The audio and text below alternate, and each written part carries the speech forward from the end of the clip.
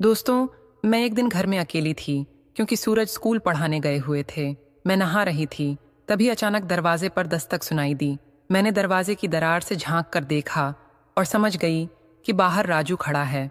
जैसे ही मैंने दरवाज़ा खोला, राजू ने मुझसे कुछ कहे बिना मुझे अपनी बाहों में कस लिया। अब आपको अपनी कहानी सुनाने जा रही हूँ। मेरा नाम पूजा है, मेरी उम्र 25 साल है और मैं एक गरीब परिवार से हूँ। मैं सुंदर और आकर्षक हूँ, लेकिन जब मेरी शादी की उम्र आई, मेरे पापा के पास दहेज देने के लिए पैसे नहीं थे। जब भी कोई रिश्ता आता, लोग बड़ी बड़ी मांगें करते और दहेज भी मांगते, जिससे मेरे पापा को इनकार करना पड़ता। फिर एक दिन एक आदमी शादी का प्रस्ताव लेकर आया। उसने न तो कोई दहेज मांगा और न ही कोई अन्य मांग रखी। ये सुनकर मेरे पापा ने शादी के लिए हाँ कर दी। मुझे मजबूरी में इस शादी के लिए तैयार होना पड़ा। मेरे पति का नाम सूरज था, जो स्कूल में अध्यापक थे। मैं सूरज की दूसरी पत्नी थी। उनकी पहली पत्नी का नाम रीमा था, लेकिन जब वह बीमार होकर चल बसीं तो सूरज के जीवन में गहरा दुख छा गया। उनकी पहली शादी से उन्हें एक बेटा हुआ था, लेकिन रीमा के निधन के बाद सूरज का घर संभालने की समस्या आ खड़ी हुई। आसपास के लोग सूरज को दूसरी शादी की सलाह देने लगे और उन्होंने बिना देर किए मुझसे शादी कर ली।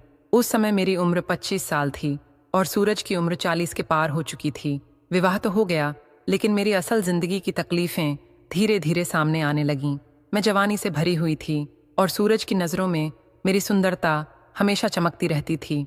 वह मुझसे मिलने के लिए इतने बेचैन रहते कि जैसे ही घर आते मुझे पास खींच लेते और अपनी इच्छाओं को पूरा करने की जल्दी में रहते, लेकिन उनकी मर्दानगी ज़्यादा देर तक नहीं टिक पाती। थोड़ी देर की छेड़खानी के बाद वह एक तरफ सो जाते और मैं उनकी इस असंतोषजनक स्थिति से तड़पती रह जाती।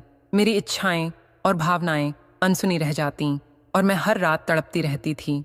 मैं किसी भी तरह का गलत कदम उठाने का इरादा नहीं रखती थी, लेकिन धीरे धीरे मेरे हालात मुझे अलग रास्ते पर ले जाने लगे। हमारे घर के पड़ोस में राजू नाम का एक लड़का रहता था, जो पहले सूरज का छात्र रह चुका था।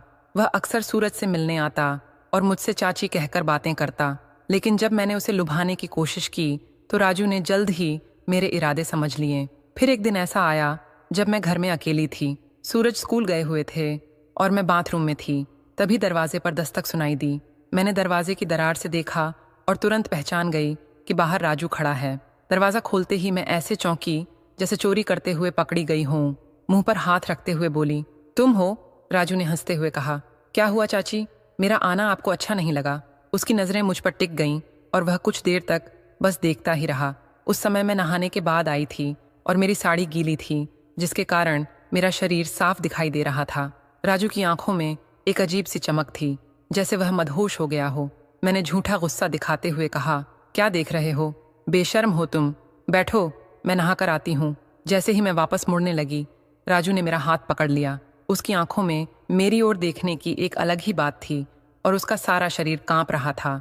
वह मुझसे बोला, नहाना तो तुम पहले ही कर चुकी हो, अब मैं तुम्हें नहला दूंगा। मैं थोड़ा हैरान हुई, लेकिन अंदर से वह सब चाहती थी जो अब होने जा रहा था। मैंने शर्माते हुए कहा, बड़े बेशर्म हो, हटो, पहले मुझे कपड़े तो पहन लेने दो। राजू ने मुस्कुराते हुए कहा, अरे इतनी जल्दी क्या है, कपड़े बाद में पहन लेना, इतनी गर्मी है, वैसे ही ठंडक मिल जाएगी। वह मुझे और जोर से अपनी बाहों में भरने लगा और मैं भी विरोध नहीं कर सकी। धीरे धीरे मैं उसकी बाहों में पूरी तरह समा गई और हम दोनों एक दूसरे के करीब आ गए। मैंने राजू से कहा, तुम्हें पता है ना, अगर कोई आ गया तो बदनामी हो जाएगी। राजू हंसते हुए बोला, कोई आएगा कैसे? मैंने दरवाजे पर अंदर से कुंडी लगा दी है। मुझे उसकी चालाकी पर हंसी आ गई और मैंने कहा, तो यह सब पहले से ही तुम्हारे दिमाग में था? राजू ने हंसते हुए कहा, नियत तो तुमने ही खराब की, जब जानबूझकर गीले कपड़ों में दरवाज़ा खोला।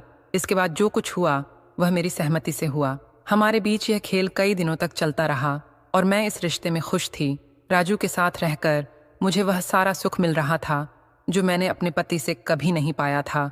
लेकिन यह सब कब तक छिपा रहता? एक दिन सच सामने आना ही था। एक दिन अचानक मेरा बेटा मोहित हमें आपत्तिजनक स्थिति में देख बैठा। उसकी आंखों में हैरानी और गुस्सा